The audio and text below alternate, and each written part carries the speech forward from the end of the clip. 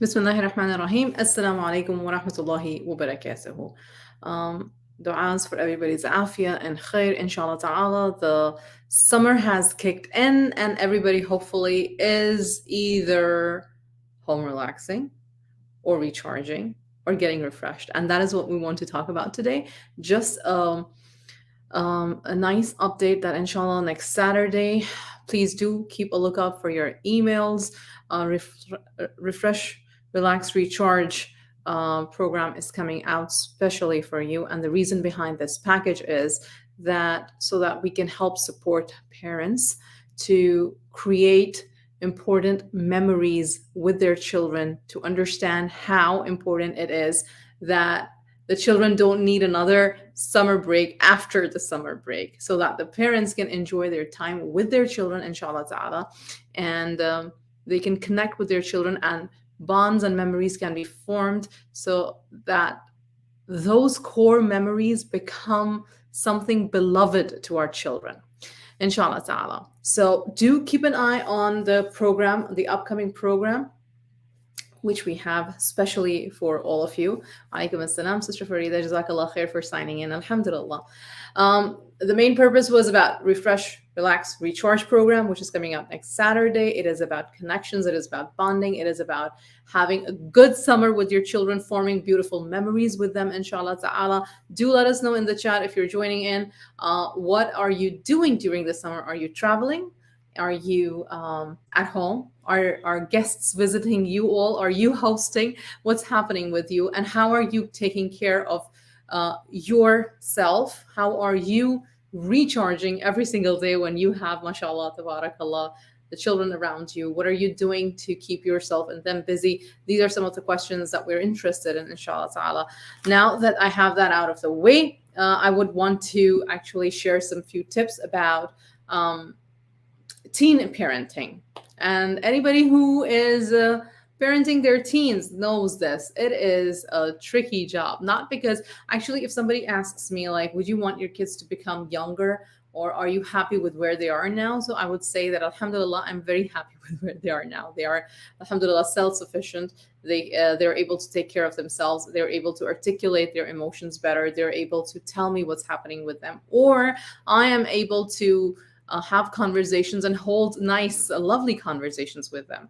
So it's really not a challenging, as in challenging all the time, challenging sort of an age. It's a lovely age to have your children grow from the ages 12 and up.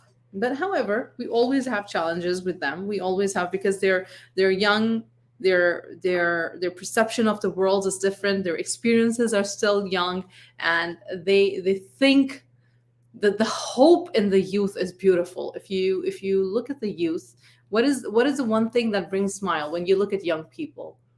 They're fresh and they're so beautiful, and yes, they're hopeful and they have all these ideas, and they have no restraints to, this is not possible. If they set their mind to something, they change trends, they make new trends, they learn from their mistakes, of course, and all of this is a beautiful gift. But what happens when our youth, sometimes they get scared, or they're not very sure of themselves, or they feel as if they do not have enough support in their dreams and aspirations? How do we as parents help them? Or how do we as parents, we can support them? And one of the few things that we can do is actually learn to not be fearful of how we are perceiving them, meaning, or are fearful of what they're bringing to us. For example, most of the parents, majority of the parents, understand that the phones are a nuisance to their mental health, or video games are a nuisance to their mental health. And if you pick up any teen parent conversation, it is mostly about the time that they're using online, or the time that they're giving online world, right? Whatever it is. And for whatever reason, they have texts and gadgets. And after the pandemic, the schooling went online and all of that. Every single household in the world has this conversation or is struggling with the same conversation.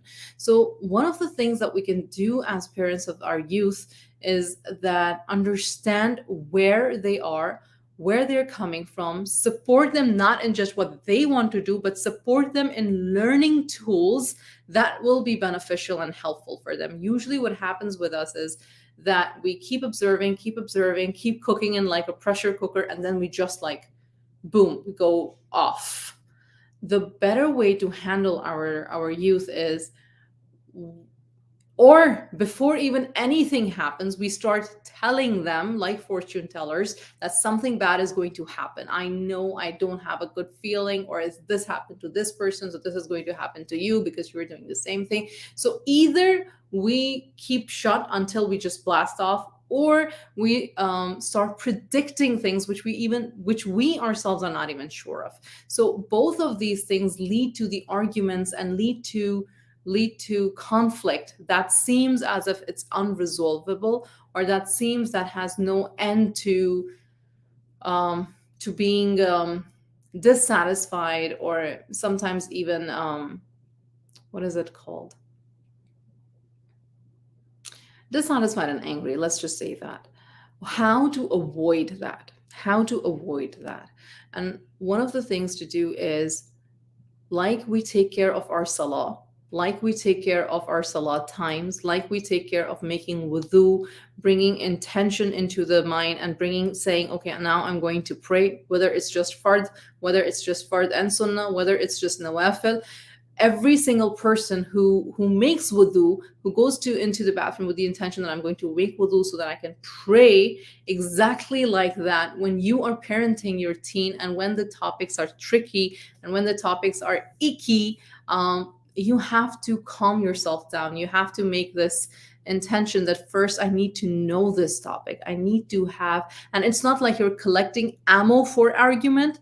Do not do that, please.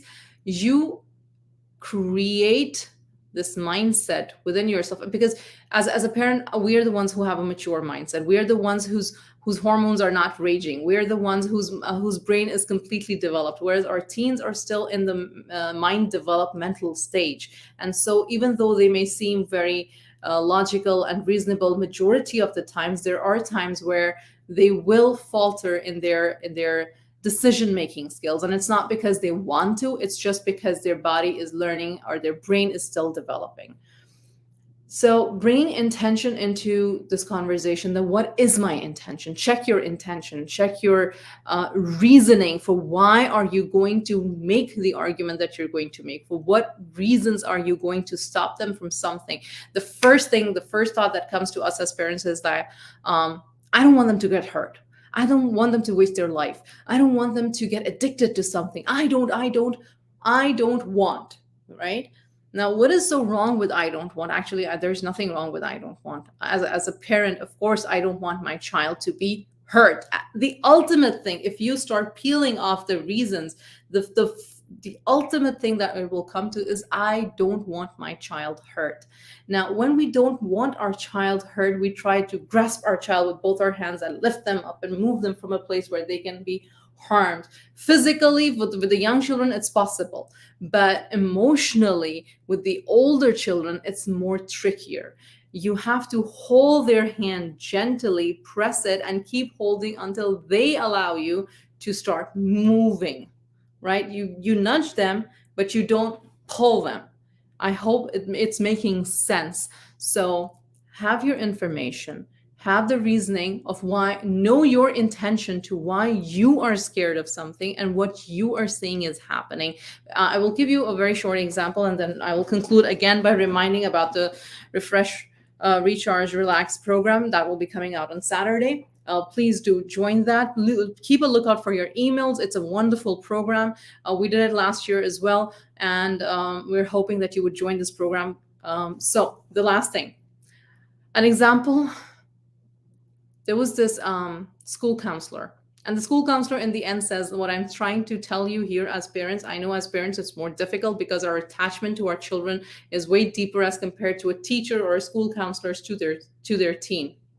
But there was this young girl who started smoking weed, and she was very regular in it, regular to the point that her grades started dropping, her attendance started dropping.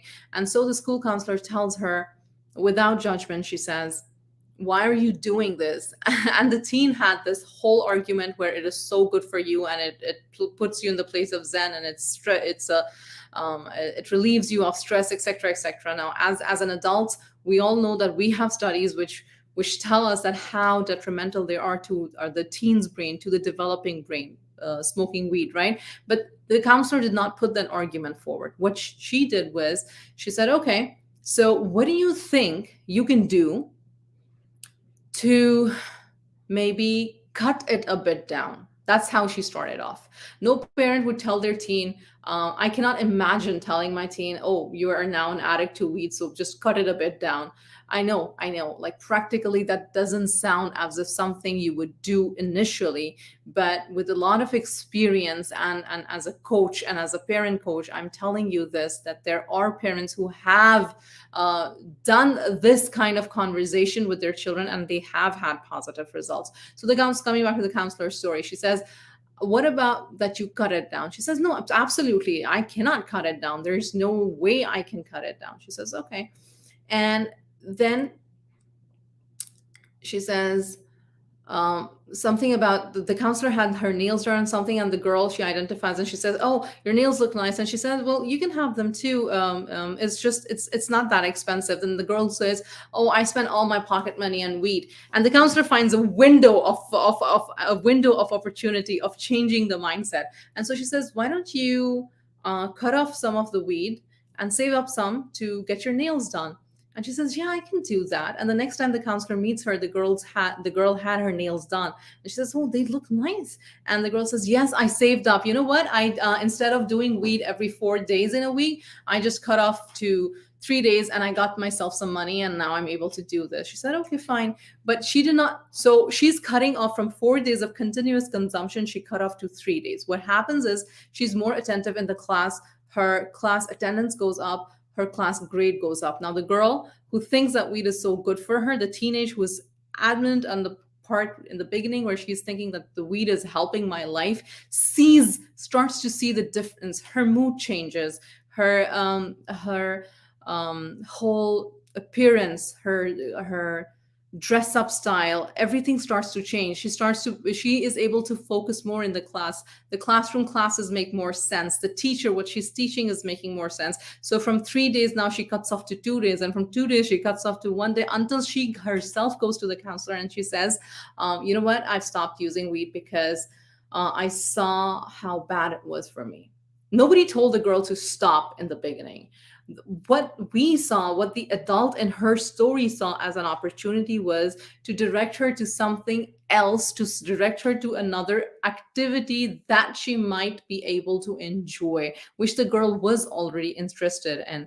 So we have to find those pockets, and those pockets we cannot know if we are not bonded with our children, if we do not have regular conversations with our children, if we are not taking interest in the child's interest. For example, Sister Sarah, in one of our chit chats, she did say, like, she takes interest in what her children are watching.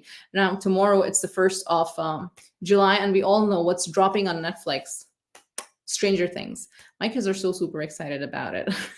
And I can go on the whole debate of it's stupid, it's disgusting, it has no sense, it doesn't make any sense. Yeah, probably it was nice, but now it is not, etc., etc. And I have some of those things in the back of my mind. But am I going to tell them to my teens? No. I am like, okay, yeah, I'm excited for you too, and I'm going to sit and I'm going to probably watch the episode with them and have discussions with them.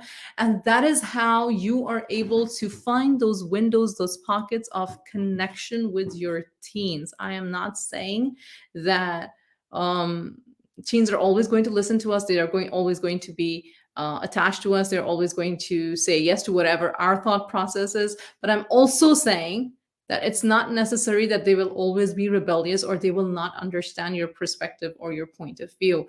The smart thing to do is to find pockets and windows of knowing what their interest is and of connecting with them, so that the conversations become smoother. Even the ickier conversations become smoother.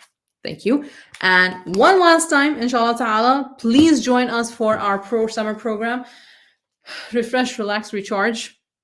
It is in certain order, and it is all about connecting with your children, forming bonds, forming connections or stabilizing those connections or making much more meaningful connections with your children, having memories during their summer vacation, during their holidays, knowing what to do. There will be a lot of activities for you to know, to learn. There will be a lot of stuff that will come out towards you if you sign up for that program.